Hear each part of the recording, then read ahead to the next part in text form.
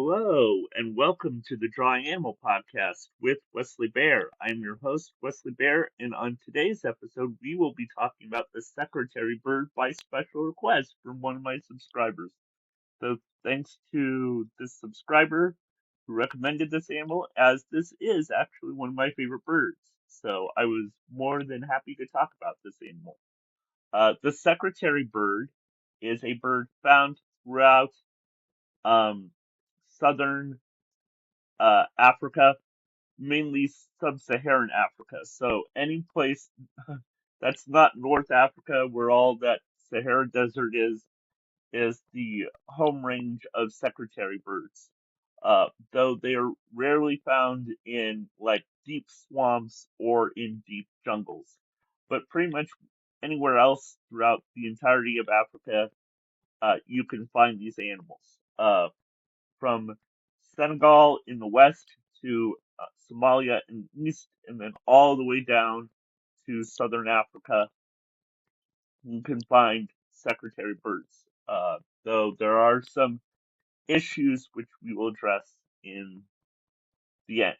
Uh, but the secretary bird is often thought of as a stork by some, but in actuality is more in morphology and general behavior a bird of prey, and in fact is closely related to birds of prey. It actually belongs in the group known as the accipiters, which includes certain things like snake eagles and other such birds of prey, but still is distinct, belonging to its own group. So while it is a bird of prey, it is still very much distinct, as you can tell by any drawing, uh, due to its weird secretary feathers that it grows out of the back of its head, to its long tail feathers and long spindly legs, and unusually shaped bill even for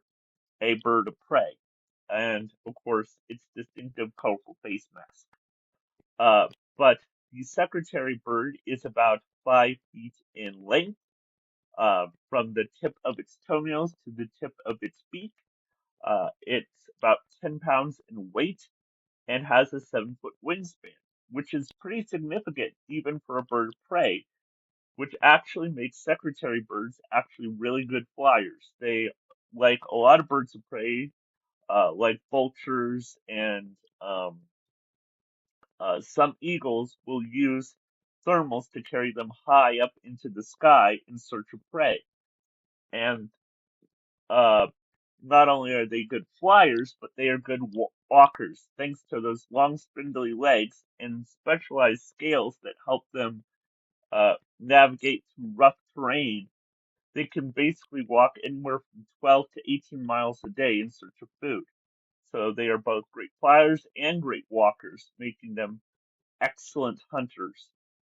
Uh, they will hunt pretty much anything that moves, anywhere from small mammals to reptiles to frogs to birds to eggs, anything they can basically get their claws on.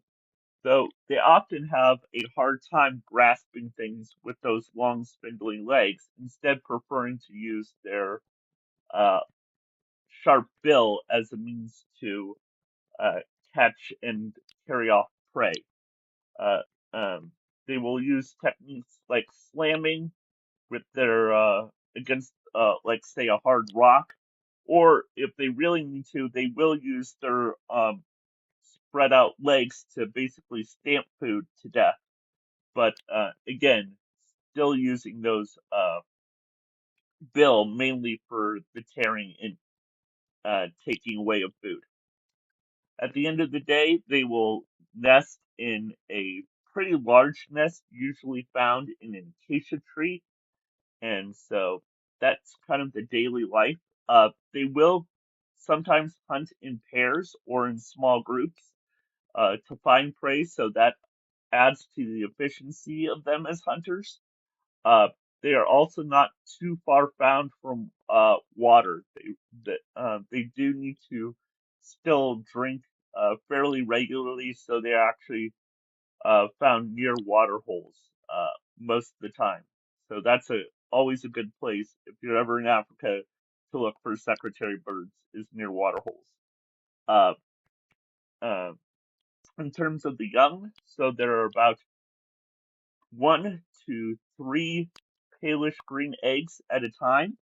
Uh, it takes about 40 days or so for them to incubate before they hatch, and then it will take a couple of weeks for them to slowly develop all that featherage and distinctive uh, look that includes the face mask and all those uh, secretary-like feathers on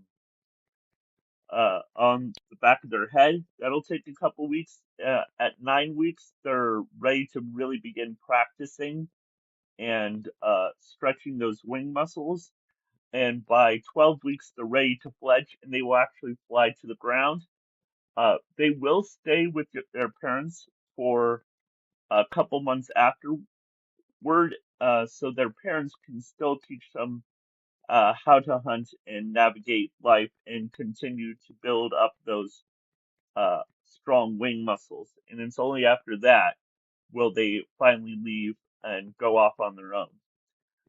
Both parents are involved in the raising of the chick. One will always stay with the chick while the other hunts.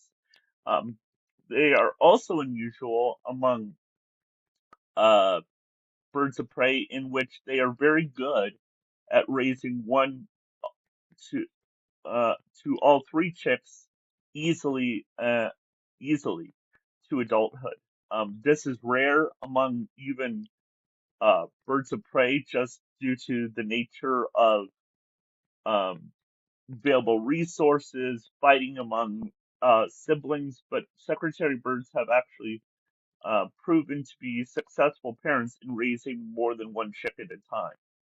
So that's very good for the species. Unfortunately, due to some agricultural and human development, the secretary bird has declined quite a bit in recent years.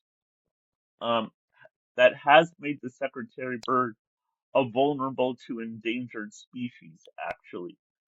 One would not think that such a uh, kind of uh, distinctive but kind of under the radar bird would be uh, subject to a lot of the same uh, pressures, uh, especially because they're not vultures or eagles or stuff. But due to hunting, agriculture, and human development, there has been quite a steep decline in secretary bird populations. Uh, but hope, but there is tons of ways to support secretary birds. The best way is through what is known as the Peregrine Fund, which funds all sorts of birds of prey. And so that would be the site I would most recommend. I have it in the final bits of this video, and I will also provide a link in the description. So there you are. There is the secretary bird, one of the most distinctive birds on the planet, and definitely one to really look at and consider. But yeah, those secretary quills along the back of the head and those long tail feathers really stand out, along with that beautiful, beautiful orange mask. So uh, please look into more, and I will provide links again in the description, and you can always go anywhere on the web and check out any additional information if you want to learn more. But you can also then check out the rest of my channel for more animals, more drawings, hopefully more website stuff, and always go to the Crazy Creatures series on Amazon under my name, Wesley Bear, if you would like to look at my books. So there you are. Enjoy nature, enjoy God's creation, and enjoy drawing, and have a wonderful, wonderful day.